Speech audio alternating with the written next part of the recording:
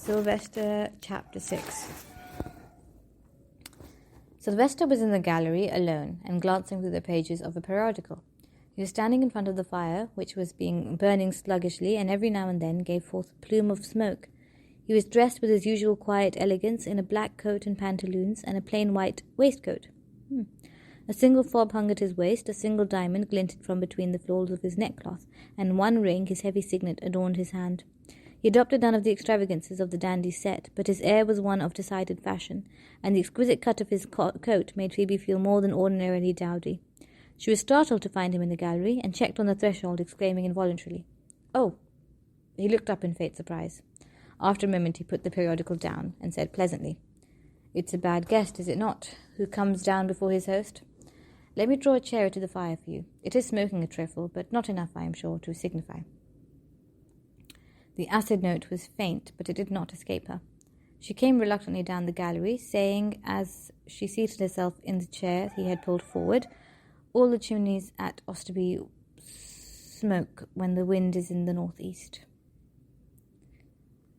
Having received abundant evidence of the truth of this statement in the bedchamber allotted to him, he did not question it, merely replying, "Indeed, every house has its peculiarities, I fancy." "Do none of the chimneys smoke in your house?" she asked. "I believe they were used to, but it was found possible to remedy the fault," he said, conveniently forgetting how often, in exasperation at finding the hall at chance dense with smoke, he had sworn to replace its medieval fireplace with a modern grate. "How fortunate," remarked Phoebe. Silence fell. Miss Marlowe sat gazing abstractedly at a buhl cabinet, and his Grace of Salford, unaccustomed to such treatment, eyed her in gathering resentment. He was much inclined to pick up the newspaper again, and was only deterred from doing so by the reflection that disgust at her want of conduct was no excuse for lowering his own standard of good manners. He said in the voice of one trying to set a bashful schoolgirl at her ease, "Your father tells me, Miss Marlowe, that you are a notable horsewoman." "Does he?" she responded. "Well, he told us that you showed him the way to the Haythrop." He glanced quickly down at her, but decided, after an instant, that this remark sprang from inanity. "I imagine I need not tell you that I did no such thing." "Oh, no, I am very sure you did not," she said. He almost jumped, and being now convinced that this seeming gaucherie was deliberate, began to feel as much interested as he was ruffled. Perhaps there was rather more to this provincial than he had supposed, though why she should utter malicious remarks he was at a loss to understand. It was coming it too strong if she was piqued by his failure to recall on what occasion he had danced with her. Did she think he could remember every insignificant girl with whom he had been obliged to stand up for one country dance? And what the devil did she mean by relapsing again into indifferent silence? He tried a new tack. "It is now your turn, Miss Marlowe, to start a topic for conversation." She withdrew her gaze from the cabinet and directed it at him for a dispassionate moment. "I haven't any conversation," she said. He hardly knew whether to be diverted or vexed. He was certainly intrigued, and had just decided that although he had not the remotest intention of offering for this outrageous girl, it might not be unamusing to discover what, if anything, lay behind her odd manners, when Lady Marlowe came into the gallery. Finding her guest there before her, she pointed out to him that he was in advance of the hour, which nettled him into replying, "You must blame the wind for being in the northeast, ma'am." The shaft went wide. "You mistake, Duke. No blame attaches to your being so early. Indeed, I consider it a good fault." "My daughter has been entertaining you, I see. What have you been talking of, I gather?" "Talking of together, I wonder." "We can scarcely be said to have talked of anything," replied Sylvester. "Miss Marlowe informs me that she has no conversation." He glanced at Phoebe as he spoke, and encountered such a burning look of reproach that he repented, and tried to mend matters, adding with a laugh, "In a point of fact, ma'am, Miss Marlowe entered the room a bare 5 minutes before yourself, so we have not had any opportunity to converse." "My daughter-in-law is shy," said Lady Marlowe, with a look at Phoebe which promised signal vengeance presently. It occurred to Sylvester that after her first start of surprise, Phoebe had not appeared to be shy at all. He remembered that Lady Ingham had said she was not just in the ordinary style, and wondered if there might be something more in her than he had yet detected. Since she was making no effort to engage his interest, he concluded that she did not know he had come to Osterby to look her over. That made it fairly safe to try whether he could charm her out of her ferocious behaviour. He smiled at her and said, "I must hope, then, that she will not be too shy to converse with me when we are a little better acquainted." Oh dear. But by that time he rose from the dinner table to be...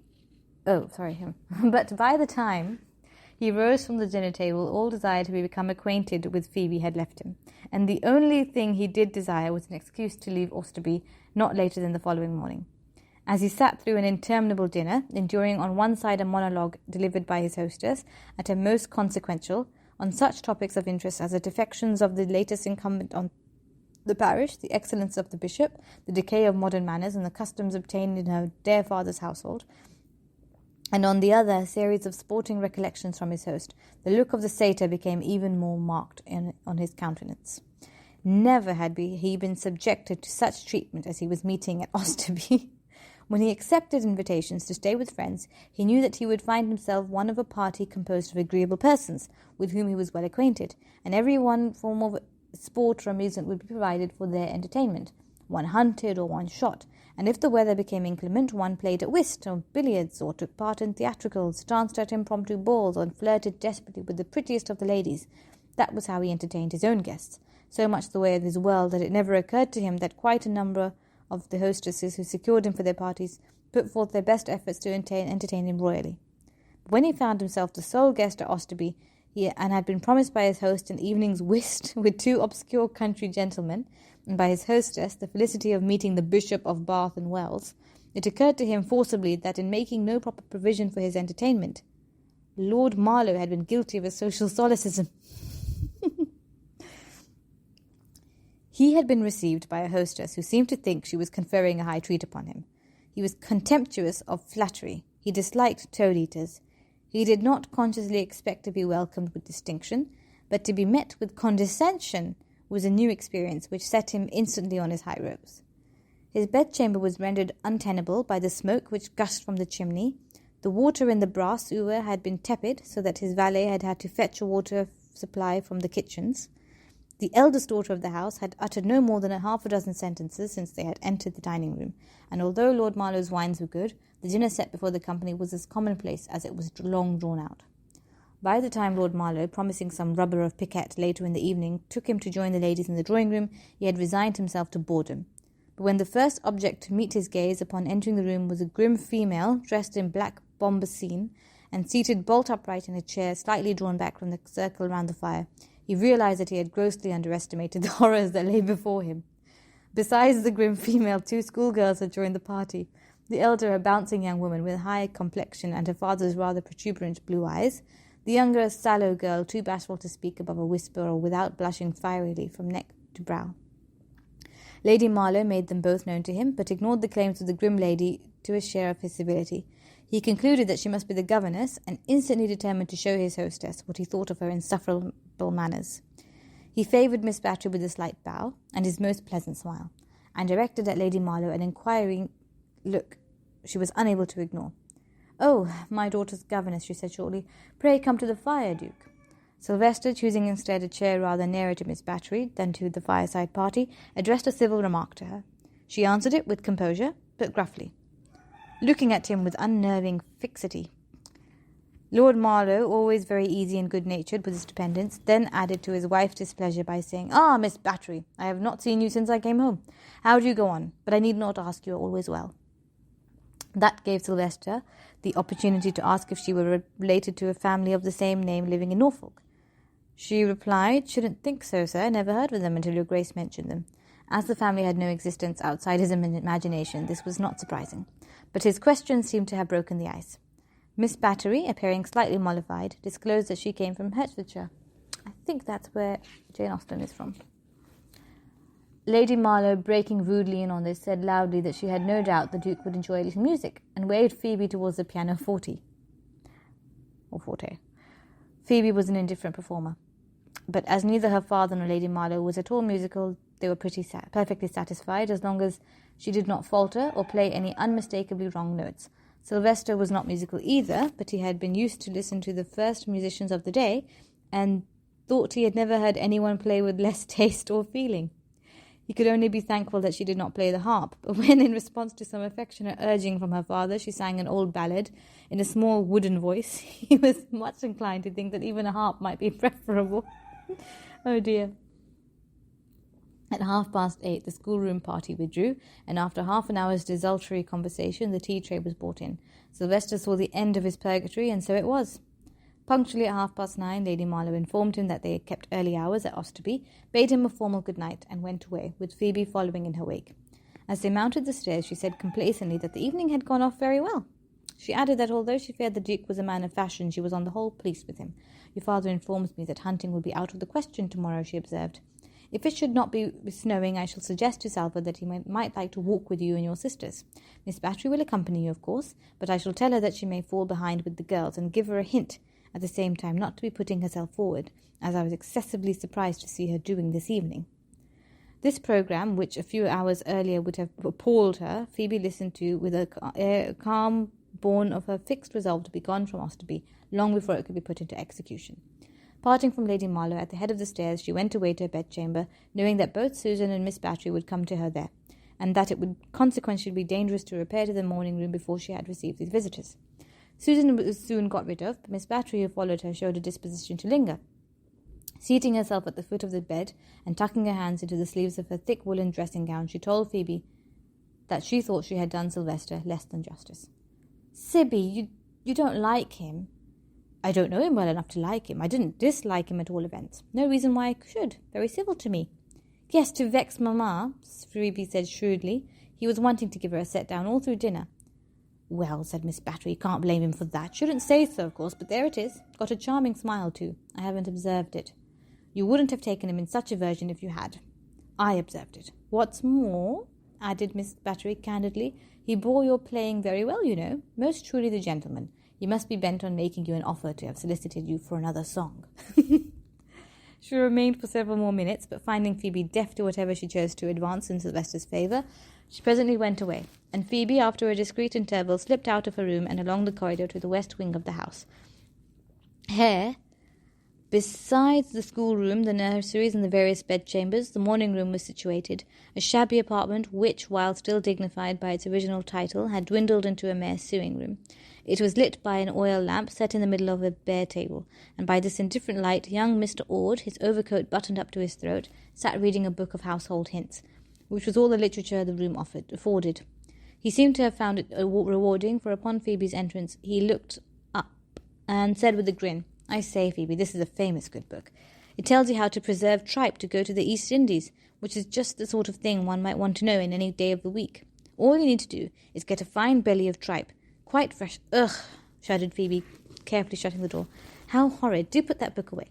All in good time, if you don't want to know how to preserve tripe. What about an excellent dish for 6 or 7 persons for the expense of 6pence? Just the thing for the ducal kitchens, I think. It's made with calf's light and bread and fat and some sheep's guts. And how can you be so absurd? Stop reading that nonsense," scolded Phoebe. "Nicely cleaned," pursued Tom. "And if you don't fancy sheep guts, you may take hogs or—" But at this point Phoebe seized the book, and after a slight struggle for possession he let her have it. "For heaven's sake, don't laugh so loud," she begged. "The children's bedchamber is almost opposite this room. Oh, Tom, you can't conceive what a shocking evening I've spent. I begged Papa to send the Duke away, but he wouldn't, so I've made up my mind to go away myself." He was conscious of a sinking feeling at the pit of his stomach, but replied staunchly, "Well, I told you I was game. I only hope we don't find the road snowbound in the north. Gretna Green it shall be." "Not so loud. Of course I'm not going to Gretna Green," she said in an indignant undervoice. "Keep your voice low, Tom. If Eliza were to wake and hear us talking, she would tell Mamma as sure as check. Now listen. I thought it all out at dinner. I must go to London, to my grandmother. She told me once that I might depend on her to do all she could for me, and I'm sure she would support me in this, if only she knew what was happening. The only thing is, Tom, you know Mamma buys all my dresses, and lets me have very little pin money. Would you lend me the money for the coach fare? I think it costs about 35 shillings for the ticket, and then there's the tip to the guard, and—" "Yes, of course I'll lend you as much as a rhino if you want," Tom interrupted. "But you can't mean to travel to London on the stage." "Yes, I do. How could I get to post, even if I could afford to do so? There would be the hiring of the chaise, and then all the business of the changes, Oh, it would be impossible. I haven't Abigail to go with me, remember? I should be much safer in the common stage. And if I could contrive to get a seat in one of the few day coaches... Well, you couldn't, because they're always booked up as full as they can hold in Bath, and if you aren't on the way bill... Besides, the snow is as deep beyond Reading as they say it is. Those coaches won't run. Well, never mind. Any coach will serve, and I don't doubt I shall be able to get a place, because people won't care to travel in this weather unless they're obliged. I've made up my mind to it, that I must be gone from here before anyone can prevent me, very early in the morning. If I could reach Devis's, it is nearer than Caen, and I know some of the London coaches do take that road, only I shall have a portmanteau to carry, and perhaps a bandbox as well. So, oh, Tom, do you think you could take me to Devis's on your gig? Will you stop fretting and fuming, he said severely. I'll take you anywhere you wish, but this scheme of yours, you know I don't wish to throw rubber in your way, but I'm afraid it may not hold. This cursed weather, a pretty nice piece of business it would be if you were to get no further than Reading. It might well turn out so, and then it would be all holiday with you. No, I've thought of that already. If the coach goes on, I shall stay with it, but if the snow is very bad, I know just what I must do. Do you remember Jane, that used to be the maid who waited on the nursery? Well, she married a corn handler in very good way of business, I believe, and lives at Reading. So you see, if I can't travel beyond Reading, I may go to her, and stay with her until the snow has melted. Stay in a corn chandler's house, he repeated in accents of incredulity. Good God, why should I not? He's a very respectable man, and as for Jane, she will take excellent care of me, I can assure you. I suppose you'd rather I stayed in a public inn. No, I wouldn't, but... He paused, not liking the scheme, yet unable to think of another.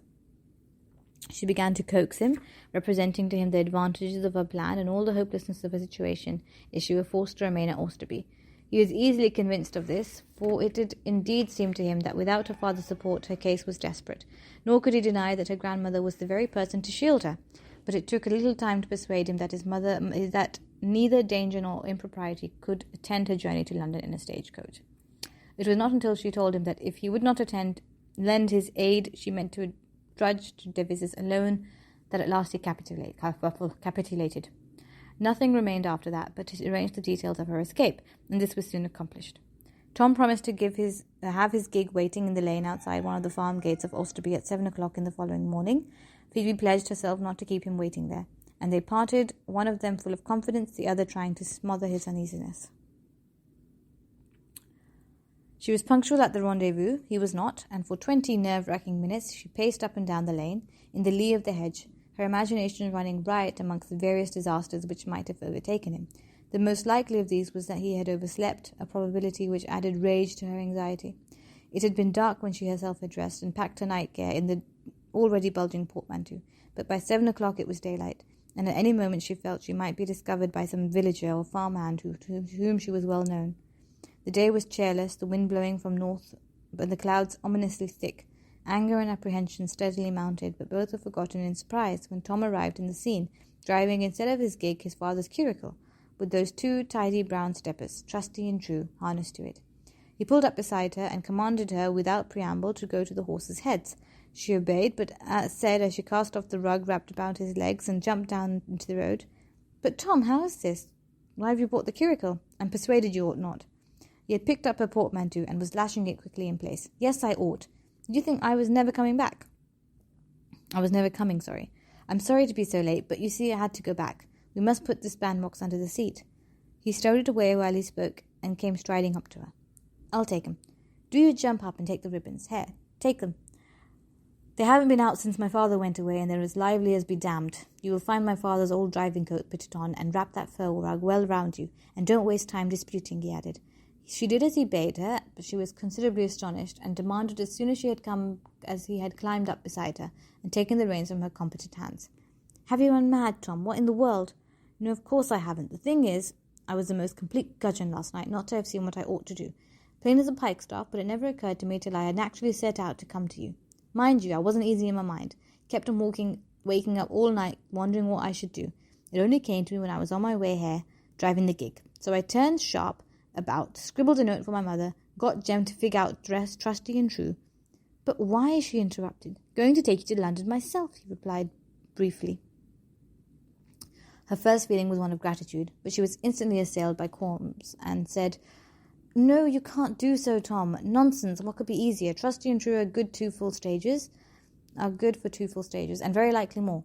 if I don't press them. After that, of course, I must hire job horses. But unless we learn at Reading that the road from there is too deep to make the attempt, we shall be in London by tonight. I shan't try it, mind, if we get bad news from Reading. If that should be the case, I'll take you to this corn chandler of yours and put myself at the Crown. The only thing is, you might find it pretty cold. Oh, that doesn't signify. But indeed, Tom, I think you ought not, perhaps. Well, it makes no odds what you think, he returned. I'm going to do it. But Mrs. Ord, your father... I know my father would say I shouldn't let you go alone, and as for Mamma, she won't be thrown into a pucker, because I dashed off a note to her telling her she need not be. And don't you fly into one of your fusses either.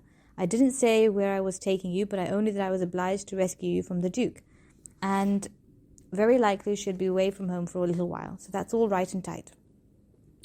She could not be perfectly satisfied in her mind, but since there was plainly no hope of turning Tom from his purpose, and she was besides thankful not to be obliged to journey alone to London, she said no more to dissuade him. That's a good girl, he said, correctly interpreting her silence. Lord, I call it a famous lark, don't you? If only we won't run into snow, and I must own I don't like the look of the sky above half. No, nor I, but if we can reach Reading, I shan't care for anything else, for even if it was discovered which way we were gone, I don't think I could be looked for there. Oh, we shall reach Reading, Tom said cheerfully. She drew a long breath and said in a thankful tone, Tom, I can't tell you how much I'm obliged to you. To own the truth, I didn't at all want to go all by myself, but now I can be easy.